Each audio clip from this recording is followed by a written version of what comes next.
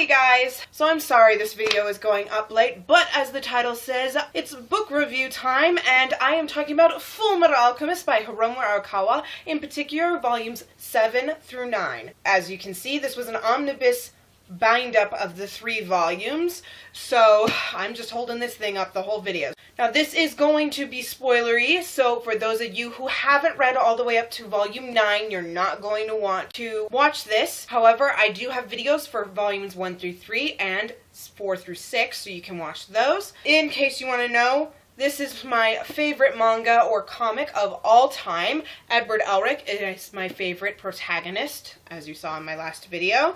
5 out of 5 stars across the board with this one too, so I suggest you pick this up and then come back and watch this video. Now in this omnibus, we start to see some problems. Irksome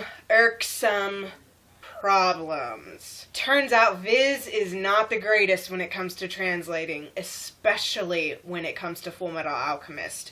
There are several things that really irk me. I have a list of them. There's so many that I ran out of room. So the town that Edward and Alphonse have been staying in is this teacher's town, Dublith. Randomly it's called Dublis, and it stays that way. Xerxes. That is how the country to the east is pronounced, Xerxes. In all of the fan translations, they translate it because it's by sound, not like by letter. Japanese is written phonetically. It's a z-er-k-s sound. So Xerxes, or Xerxes. I always say Xerxes. Fans translate it as X-E-R-X-I-S.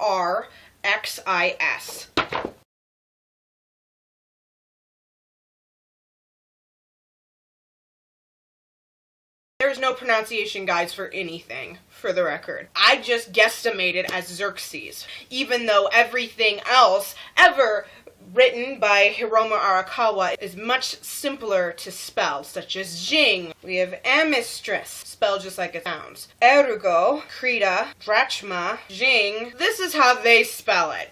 The geniuses of Viz. C-S-E-L-K-C-E-S-S. You want to know how I pronounce that? That's what that sounds like to me. I seriously can't pronounce that. I looked at it and went, what the hell is this supposed to be? What? Who can... C-S-E-L? Silks? Kiss? Silksis? What? It's Xerxes, y'all. It's Xerxes or Xerxes. Not that hard to pronounce. Why did you have to go with the difficult translation? Oh my gosh. Oh my gosh. That pissed me off. Hugh suddenly becomes Commodore when he's always been written as Brigadier General. And for the record, on his gravestone, it says Brigadier General, printed in English, drawn by Hiromu Arakawa herself, and suddenly he's Commodore? Ishval and Ishbal keeps changing. As of about these volumes, it starts bouncing between Ishval and Ishbal. The first 5 volumes, it was Ishval. Then it becomes Ishbal. And then it goes back to Ishval. The Ishvalins. Then the Ishbalins. Then the war in Ishval. Then the war in Ishbal. And it's so freaking confusing. Pick one and stick with it. For everything. You do it one way, once, ever. That's how it is. Whether it was back in 2003 when it came out in the US in the English editions, you wrote down Ishval or Ishbal. It was Ishval. Volume 1, The War in Ishval. You freaking stick with Ishval for everything. But oh no, the anime, the 2003 anime, it's Ishbal. The new anime, it's Ishval. B, V, which one? Pick one. Ah. Then we get to some really stupid issues. Ed says to Alphonse, quote, "You scared me, Ed." He called Alphonse Ed. That's just lazy. And then Jean Havoc, this is technically in volume 10, but I had it in my notes. Jean Havoc is Jan, randomly, for just one panel. He's Jean everywhere else, but then he's Jan. Come on, Viz. You have a tiny amount of text to work with per volume. Come on. It's only like 2 solid chapters, maybe 3 chapters of a novel. 20 pages. Do it right. Instead of... Oh my goodness. irks me so bad. And then after this, it stays. Volume 10 has issues. I haven't seen the American translation of 11 and 12. I'll let y'all know when I get to that. Okay, so let's go through the breakdown. I'm sorry, I really go over like every tiny little thing because I love every single little tiny thing in Fullmetal Alchemist. Volume 9 is going to be huge, so get some popcorn, go get some food, prop your feet up. It's gonna be a long video. So, we start things off with Edward and Alphonse are in Dublith. Not Liss. With their former teacher, Izumi Curtis. At least they got most of the characters' names right. Except for Edward's and Jean's. Or should I say Jan's. She has agreed to help them find a way to get their bodies back. In particular, working to get Alphonse's memories back because he doesn't recall seeing the truth. Winry, however, is in Rush Valley training to become a better automail mechanic. So the very first scene, Izumi is asking her doctor about memory loss during a regular checkup to make sure how her insides, which are missing some, are doing. Her doctor informs her that memory loss, sometimes it's permanent, and sometimes a good strong shock can bring them back. Edward then realizes that he forgot about his assessment, so he takes off, and this gives Greed and his men an opportunity. We cut to Scar, who has been betrayed by someone from Volume 1 over here. Lieutenant Yoki, no longer a lieutenant, has been dismissed from the military after he was in the Yoswal coal mine town, where he was corrupt. Edward kicked him out of office, basically, and revealed his corruption to Mustang. He was court-martialed and dismissed.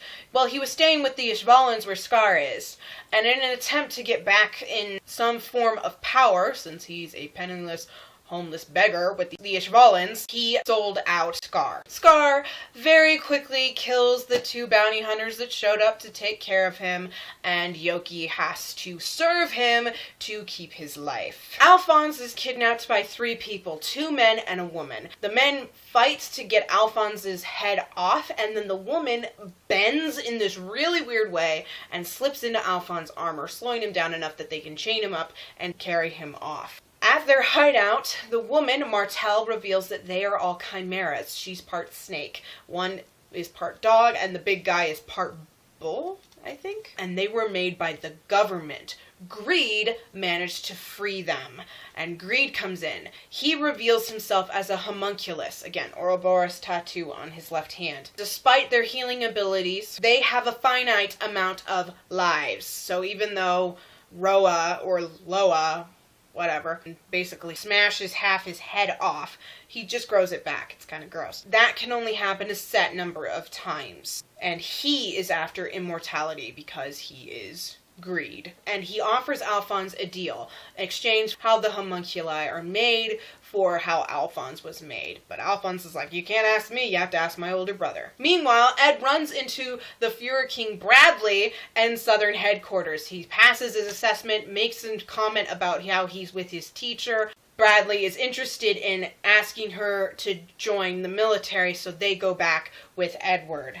Izumi, however, notices Alphonse missing for like a day, so she tracks down his location, breaks her way into the hideout, and gets into a fight with Greed, where we learn he has an ability. Just like Gluttony can eat, Envy can transform, Lust has those spear finger things. He is the ultimate shield, and so Izumi can't break his shield and hurts her hand fighting him. Edward then returns with the Fuhrer and Armstrong, who is working as Fuhrer Bradley's bodyguards. He learns Alphonse has been kidnapped. He takes off on his own, but is enraged. So enraged, they have this image of his anger glowing. He is so pissed. Oh. Upon entry to the hideout, he's just let in because he says, you have my little brother. He refuses any deals with Greed and gets into a fight with him, but Greed's armor keeps holding him back. When Bradley learns what happens, he mobilizes the military and slaughters Greed's men. He takes no prisoners, he kills them all. But, as stated, all of his men are chimera, and they'd rather die than be captured by the military and sent back to a lab anyway. During the fighting, Ed's arm is mangled, but he finds a way to beat Greed's shield. Ed, however, is trying to protect Martel during this mass slaughtering, as the 2 other guards are killed also. So he takes down to the sewer, where first Greed and then Bradley find them. Bradley and Greed fight, and during the fighting, Fuhrer Bradley's eye patch falls off, and he reveals himself as a homunculus as well. And he has been sent to track down Greed. That's the end of Volume 7. There is a humoring short story that involves Havoc looking for a new girlfriend since he had to dump his old one on orders from Mustang so he could move back to Central. So he wants to meet Armstrong's little sister. He freaks himself out. Turns out she's very cute and a bit of a freak too. Just like all the other members of the Armstrong family, because her parents are weird looking. It's just, the Armstrongs are so funny. Oh, I love them. Moving on to Volume 8, continuing of the slaughter. Greed loses to Bradley. Alphonse thinks Martel is safe. He tries to play it cool, but then Martel, using Alphonse's arm, because she's in the armor, attacks Bradley, and the Fuhrer stabs her. When Alphonse comes to, they're cleaning him out. They get the body out of him. And Bradley demands to know if they made any deals, because if they did, he will have them executed for treason. Edward says, no. No way. I absolutely wouldn't. Are we done here? To that, Bradley simply responds by asking, so, your arm and his body. Any connection? You're so honest, when they say nothing. Basically hinting that he knows that they tried human transmutation, but he's not going to state it, so kind of like the old rule of don't ask, don't tell.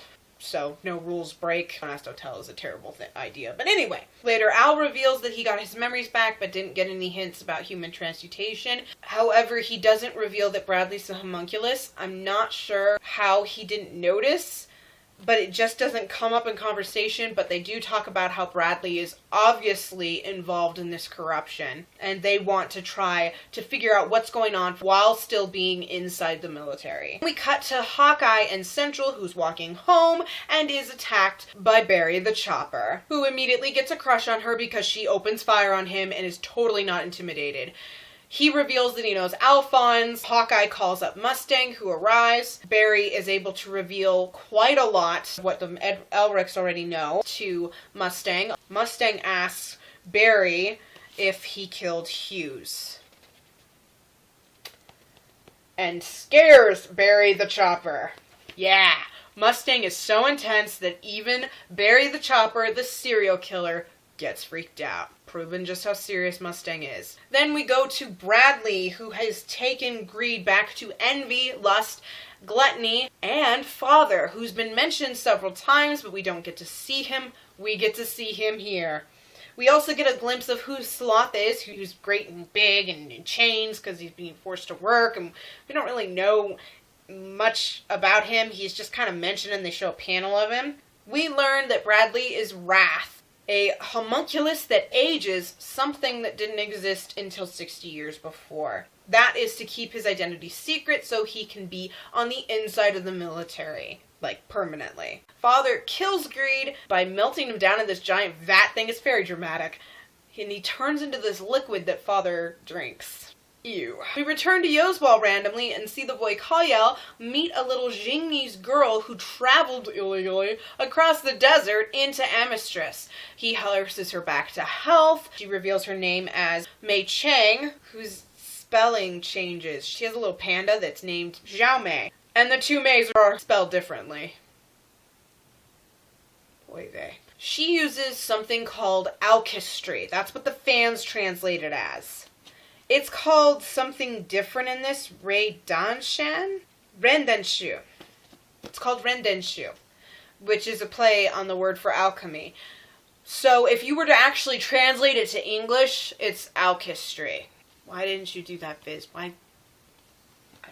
I don't know. I don't get that. They make no sense. Anywho, so she uses alchemy, which is very different from alchemy and yet very similar. She learns about Edward, gets this really ridiculous crush on him by imagining him as this super tall, princely weirdo. And then she sets off to go after him. It's really ridiculous. So Edward heads to Rush Valley, where the cover is, so that Winry can fix up his damaged arm. It's movable, it's still attached, but it's damaged. And while she looks at parts, Edward decides to check out the town. We get to meet her teacher, Mr. Garfield, who seems to be, I don't know. He goes by Mr. Garfield, wears makeup. Maybe he's just gay. I don't really know. I don't know. He's not transgender or anything because he goes by Mr. He's obviously on the LBGTA spectrum. If I'd messed up the order, I'm sorry. While wandering Rush Valley, Edward and Alphonse run into Lin Yao, another illegal immigrant from Jing. He has 2 servants that we don't see at first, until he mentions that he is looking into the Philosopher's Stone. Now, during the conversation before it's brought up, that's when we learned the country's name is Amistris. We learn about all the conflict, and Edward mentions none of this conflict. It didn't really start until King Bradley became the Fuhrer president. Philosopher's Stone is dropped. Edward and Alphonse get this funky look on their face, and then they clam up. Lynn is like, oh, you know something! And so his servants attack him. Big, long fight. Panina gets involved, even though she's gone straight. She's got a good job as a rooftop worker, and of course, Edward is running across the rooftops. That's what he did with Panina anyway. And so Panina's like, oh, hey! So she gets involved into the fight. They decimate a lot of the town. Edward's arm is so badly damaged, it comes completely off. We learn that his 2 servants are an old man and a young woman. Fu is the old man, and then Lan Fan is the young woman. But they damage the town. Edward's arm has fallen completely off in the fighting. He can't repair it. And so Alphonse reveals that this is all he needs to do a transmutation. He doesn't need to do a circle anymore, which kind of devastates Ed. Then we cut to Scar, who informs Yoki, after Yoki asks for his name, like, your name can't really be Scar. He says Ishvalens, or Ishbalans, or whatever it is. I say Ishvalens. To them, names are very important because they believe, quote, that God himself bestowed them upon us, but he cast his away. This I like is because we get to see into Scar's character. He has been taught very strict morals. That's the biggest issue with Ishvalens and the rest of Amistris. Amistris, most people don't have such very strong morals like the Ishvalens do. You don't do a lot of things. And he knows that. He has a good sense of right and wrong, and he knows what he's doing is wrong. He just doesn't care, which makes him very, very dangerous. But at least we get to see a peek into his head. We cut back to Edward, who finds Lynn, who took off when other people started to crowd around. You destroyed the town again, you idiot! He gets mad, gets into a bickering fight with Lynn. When he arrives at Mr. Garfield's automail shop, Winry arrives, and then we get this hilarious panel. Edward running away with his arm in his other hand in this romantic sunset while doggy Alphonse is running around, and Winry's chasing after him romantically with a chainsaw. Yeah, that's their relationship, alright. That's the end of the volume at that point, but we do have a short story that's for one of the games, Fullmetal Alchemist and the Broken Angel. So it's just something Hiromu Arakawa threw together really quickly as this little bonus. Now we move on to volume 9, which has some of my favorite chapters in it. So I have a lot. I have 4.5 pages versus my 3.5 for everything else. So Ling, I keep saying Ling. He was translated as Ling. It turns out it's Lin. I don't know why. I didn't know Lin was a name. I knew Ling was a Chinese name. Maybe Lin is. I don't know. Maybe it's like Lori and Laura. I don't know. Anywho, Lin follows Edward, Alphonse, and Winry back to Central now that Ed's arm is all fixed and his bruises have healed. Meanwhile, Barry, who has been hiding out with Fallman at Mustang's command. Fallman's losing his mind, so Havoc keeps coming by to assist Fallman dealing with the fact that he is literally locked in this tiny apartment with the psychopathic killer. Who's just like, can I chop him up? No. Can I please chop him up? No. Come on, I want to chop somebody up! Yeah, that's Barry. All day long. All the time. Poor Fallman. During the conversation, to try to keep Fallman calm and from clawing up the walls, Havoc brags about his new girlfriend, which doesn't really help Fallman. Then we cut to Mustang, who is looking heavily into Hughes's death. So much so that Envy catches onto it. We also get a nice flashback here of the war in Ishval. We learn that Armstrong didn't do very well and ended up disobeying a lot of orders because they were pulled in to just slaughter the Ishvalans, and he couldn't do it. Envy is upset about Mustang poking around because he knows Mustang's really smart and he could very quickly come to the same conclusions that Hughes did. So he decides to distract him by pinning the murder on Second Lieutenant Maria Ross. We also get a cut of Havoc meeting with his brand new girlfriend he's so happy about, Solaris. Lust. They're keeping eyes on Mustang. Upon their arrival back in Central, Lynn gets separated from everyone and gets his butt arrested for being an illegal alien. And then Edward meets up with Mustang and asks about Hughes. During that conversation with the flashback, Mustang called Armstrong a big old softy for not saying anything, but when push came to shove and Edward's like, "Oh, how's Hughes doing?" He's gone. He transferred out of the city. Yeah.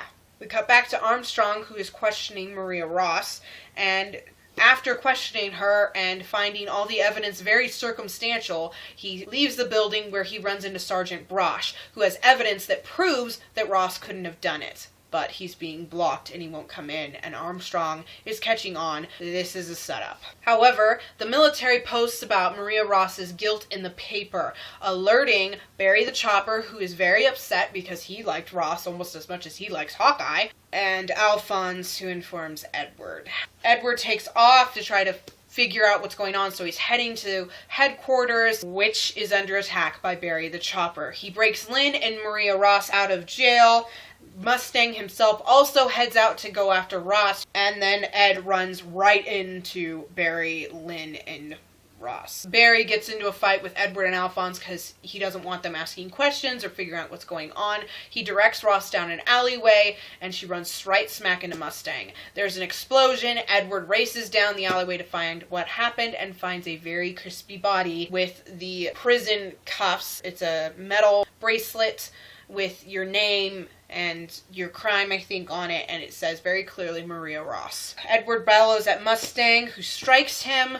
Alphonse breaks it up before it can turn into a full fight because Edward is his inferior, so if he were to strike back or argue too much, Mustang could have him court-martialed. While waiting for them to identify Maria Ross's body, Edward blames himself for Hugh's death, which is why no one told them. Mustang apologizes, but everyone's really angry at Mustang. When Ross's identity is indeed confirmed, Mustang goes over to Armstrong, who's very upset.